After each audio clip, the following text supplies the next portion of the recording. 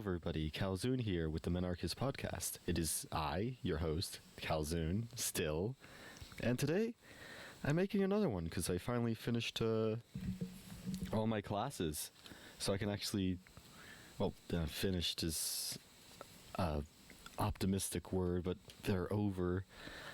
So I have some free time to actually make some podcasts, and also I found a discussion topic that interests me, and I wanted to talk about it. So this time, I'm going to go a little bit more foundational than I think I've done in the last few. Those were more like general surface level things. Today, I'm going to take a small hand into the philosophy and politics and how they intersect, I guess, or how they relate. Which is, it's going to be fun. It's going to be interesting. It's going to make some people really mad because, philosophy is one of those things where, like, if you have completely different axioms and conclusions to someone else, you're just going to hate them. Or if, like, they make their arguments in a way you despise, you're just going to hate them. That's how I feel about Henry George. I hate the way he argues. I don't think it's even valid. It is some of the worst I've read so far. It's really bad. Anyways, moving along. I actually have a little notebook for all the ideas I wanted to cover. But first and foremost, I'm going to talk about the thing I think I teased some while ago. I did read the entirety of, like, The Road to Serfdom. I just forgot to take notes on all of it, so maybe I could grab it out, finish the notes, and then make something on that, but I don't know if it's that important. Anyways, moving right along. This might be a rather odd place for any, like, I guess any libertarian or no objectivist would start here. That's the more important part. I'm going to start off with a simple concept problem, which might not fully connect to everything at first, but will make sense as soon as I use it for what I'm claiming. And I am going to start with Hume's is-ought problem. So the idea of Hume's is-ought problem, to, give some background to those who do not know, is that he posited the idea that, like, you cannot derive what we should do or an ought from what actually exists or the is, and you always have to sneak in some normative assumption in order to get an ought. It's basically like skepticism. I would also call it a little bit of humility as well. So, yeah, that's the general idea of, like, his is-ought problem. You cannot derive an ought from an is without making an assumption. All right. There are, of course, schools and traditions that reject that, objectivism being one of them. That's, like, the big libertarian one. Of course, I'm going to speak about those because, whoa, minarchism is libertarianism. So, of course, they say that they can, like, rationally deduce everything, including the oughts. So, that's their viewpoint. But even then, it kind of is making the assumption that you can rationally deduce everything. Whether or not that is true, I'm not going to deal with that right now. So what I've done is I've basically looked at that problem, woke up from my dogmatic slumber, of course. You gotta say the magic words. If you don't say those, then everything is wrong. I'm kidding, but Yes. Revise the is-ought problem to put it more into a context that, like, people will actually understand and make more sense, or, like, a more modified version that I think makes more sense because it seems to reflect a lot of things about, like, meta-philosophy a lot and just reality as well. So what I've done is I've looked at this, like, the is and oughts, and I was able to split them up into two forms. Because, 2 is a magic number in philosophy. You'll see it a lot, okay? So 2, really great number. two forms. One is that we have like the basic is and the basic ought. These are ones that they exist. You can know these ones because they don't involve questioning where they come from or how far they go, etc., etc. Just these exist. Like an example of a basic is that like if there was a mug in front of me, I would just be like, that is a mug, and it's like, wow, way to go, you it's a mug. I didn't need to know where it came from, what it's made of, anything it can do. I see mug is real, it is mug. Wow, impressive. I should be given like all the science awards because I figured out how to look at things. And then this can also lead to basic oughts as well. For example, let's just throw out a few ises and then get to an ought. So let's say that I am hungry. That just is. I don't need to know why I'm hungry or how I'm hungry. Just I am hungry, okay? And there's like, that is an apple in front of me. Wow, impressive. And then I can know from like either past experience or something else that like eating an apple makes me not hungry. Therefore, I ought to eat the apple to not be hungry. That's like a very basic ought that doesn't really involve any like deeper level questions. It's like, you know, if I want to achieve X and Y allows me to achieve X, I ought to do Y in order to get X. It's almost circular in reasoning, but you get the point. And that's what I would call the basic ones. Of course, there's probably like a more rigorous way to do this or explain it, but that's not where my focus is. That's just saying, hey, you know the things you do already? Those are real. Which I know is insane. The things you already do are real. And absolutely insane. But the thing I'm getting into is now the second form, the meta is and the meta ought. These like meta contextual questions, these are the ones I think you cannot actually know for various reasons. So, right. Moving into those. The meta is would basically be describing like the metaphysics of our reality. You have to make some assumption about what is. Is the universe real? Is God real? Or is it only your consciousness that is real? What is real in like the grand scheme of things? Where did things come from? Were they always here? You know, these like super teleological questions, they all fall within meta is. I do not think you can actually know these, so you have to make some assumption here. And then the next one, the meta ought, is like what kind of like morality or ethics we should have or must follow in case of ethics. I'm going to describe morality as things we should do, but you don't have to do them, and ethics as things we must do, because, you know, to break ethics would be bad. I guess you could call it almost a form of categorical imperative. I don't know. And the meta ought was that idea that like Hume was basically going on about the is ought problem, like what should we do or what must we do from what is? You cannot know it from what is. So even if I were to be like, even if I was to look around and be like, hey, we have natural rights, we can move around and stuff, there's no way to link that to the ought of saying that we must protect natural rights without throwing in some kind of normative assumption that natural rights are good. This is crucial.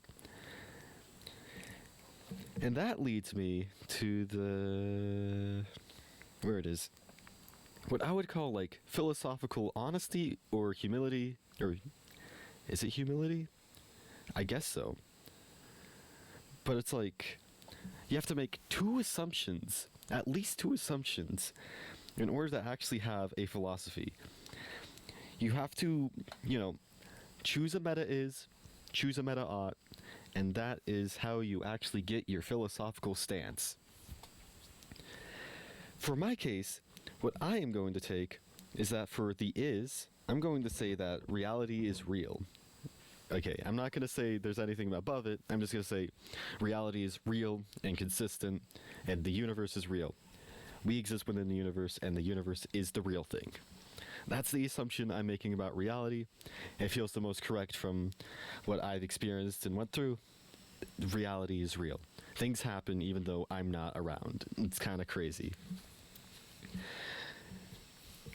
So that's why, like, you could always make, like, your justifications on why this one's more likely than that one, but you genuinely cannot know. So that's the assumption I'm going with. And the ought, which I'm going to make an ethical ought because morality is something I really don't know how to touch on. Morality is weird. But the ought is that, like, this idea of universal liberty, which is not to be confused with absolute liberty. I'll explain that one later, I think. But to try to at least get to that ought, I should, like, go through the process again. So, natural rights, they exist, and that's our is. As far as we can tell, every self-acting individual is rational and also has natural rights. That's another one, so it's, like, universal to sentience or sapience. Let's say sapience, just to, you know, not to get stuck with the human-centered people. You know who you are.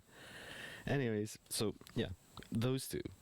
And what I will do is I'll make the assumption that our natural rights are good, and therefore we ought to protect natural rights. And since they're universal, I can say we ought to protect universal natural rights or universal liberty. And that's where I get my ought for, and I'll call it an ethical ought, like, we must do this. And that is where I get my conclusion. It also, you know, neatly ties back to everything else, because you can kind of see the ideas of that from my past podcasts. Of course, it was not nearly put out in this way, because this is something again, dogmatic slumber, I woke up from it and realized, hey, maybe I could do this thing and be correct. So, yeah. But yeah. Not knowing the foundational, again, does not mean we can't know anything. Empiricism and rationalism still work. Otherwise, it would just, like, you wouldn't be able to have any biases. You couldn't tell what an orange is from an apple, or be able to act on anything, because you wouldn't know what ought to do to stay alive if you wanted to stay alive, or not be hungry. So, you know, the basic stuff, you can know the basic stuff. You just can't know the super, like, meta questions. Metaphilosophy is something that is absolutely wonderful, but no one does it because they're too busy doing normal philosophy to question the metaphysical assumptions of it. And if you really want to stress test it, the thing that I basically said is that you have to make, like, two independent assumptions in your philosophy. You have to make an is and an ought. This applies for every single philosophy. You can try it. It's really impressive. Like, for example, for the Plato, I hate Plato. He's the most evil of all philosophers. I will not explain that right now. There is so much, like, Plato hate I have. It's literally infinite. But yeah, Plato, he has his is and ought as well. His is that there's some what did he call it? Realm of true forms? Yes, that's his is. And the ought is that we have to follow the virtue from that realm. And it's like, you know. And then you can go to, like, Aristotle, where it's like teleology, or every object has a purpose, or, like, well, reality exists. There's your is and ought that I flipped around. You can then move into, I don't know, I guess you could do this again and again and again. Even Kant does it. It's like, what is like, there is some kind of, like, categorical imperative, therefore you ought to act via the categorical imperative. And it's like, wow. And it just goes like that. Hell, even my system falls into it as well, because it's so meta that even it can't escape it. Even the skeptics can't escape it. Because what I'm saying with what I made is that you cannot know these meta questions, that's the is. Therefore, you ought to make two assumptions in order to be philosophically honest. Even it falls within it, so it's a vicious recursive loop that proves itself until someone can come along and point out the like objective meta is and meta ought. But I don't think that is actually possible. And to make my point for that, I'm going to use my favorite idea from all of mathematics, matrices. So, or projections. They're the same thing technically, but not really. You know, like when you turn a 3D matrix into a 2D matrix, you lose information and cannot rebuild it. It's like that. So basically, this applies to the meta ideas as well. We exist within like this universe, right? This reality. We're not outside of this universe. We're not larger than it. At least I don't think we are. If you could somehow prove that, that would be insane, and we should be able to know everything with our mind powers or something. But I don't think that's true. But this idea is that with like matrices, when you like assuming that there's a metaphysical thing, it can project down something into like you could grab a cone, and then when you project it down into 2D space, it either makes like a circle or a triangle depending on which way you put it down. And you know, that's the thing that if we're in that 2D space, that's the thing that we would see. It would be a triangle or a circle. The only problem is that we cannot reconstruct the cone from that triangle or circle without like multiple planes. But if it's only projecting down onto one plane, you just can't actually know the complete truth. And I would argue that like the knowledge of our universe works in that way as well. So while we can know these processes and stuff, we can't know like the full extent of these processes because we're not beyond the entire system. We're within the system. I think that's a pretty fair thing to say. In that case, you know, what was I doing? And that's like my analogy with matrices about knowledge. That it falls like that. However, this does mean, if this is true, that we can actually access the noumenal. The noumenal is the thing in itself. I don't believe in the Kantian split between the phenomenal and the noumenal. I mean, I get what he was going for, but what I would argue for is that like we can see the noumenal, but we only see super small parts of it and not the entire thing. So while yes, we do see the tree or the apple or the mug, we cannot see everything about it because our vision is small, and you know, it keeps going through like smaller and smaller subspaces until it makes it into our brain. But that does mean our mind knows real things, which is important if you're going to say that reality is real. We are real and we can know real things. I just felt like that was important to bring up. Anyways, this brings me along to finally getting into politics. That was a very like philosophy heavy section, I know. Like almost 20 minutes of philosophy talking and speculating, and basically taking Hume's is-ought problem and turbocharging it, but without having complete like skeptical and epistemic doom.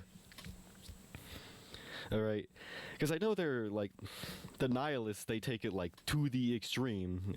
They just completely blow up their brains, and that's it. And they completely blow up reality. And they just like cry about it, like literally cry about it. But even the nihilists make assumptions too. Like they say there is that nothing matters, and therefore we ought to do nothing. Again, it's a meta philosophical system, and everything falls prey to it, unless if you can prove it otherwise. Philosophy is fun. But like, I don't know. Can't really do philosophy because it doesn't really make money. So why would I waste my time on it? I guess I could make a short podcast on it, however, because you know that doesn't take too much time and doesn't require going to college for years just to go into debt for something that doesn't make money. But moving along, back into politics, which is like what I was trying to get to. What I would say, and a lot of people also say that, is that politics is downstream from philosophy. And the idea here is that basically philosophy, it gives us the justification or the ought for what our political theory, praxis, or ideas should be, what is. Of course, I was wrestling with this idea just a little bit because I was wondering if I could take it the other way around and say that philosophy is like what reality is, and then politics is what we should do to change it. But I went against that one. I feel like the original one I said, where philosophy is the ought and politics is the is, that's the one I'm working off of. I think that would work better. And as such, with that, that brings in like my political system and my political beliefs and theory. That comes from my two philosophical assumptions: that reality is real and universal liberty is what we ought to do. This, of course, means that, how do I best word this?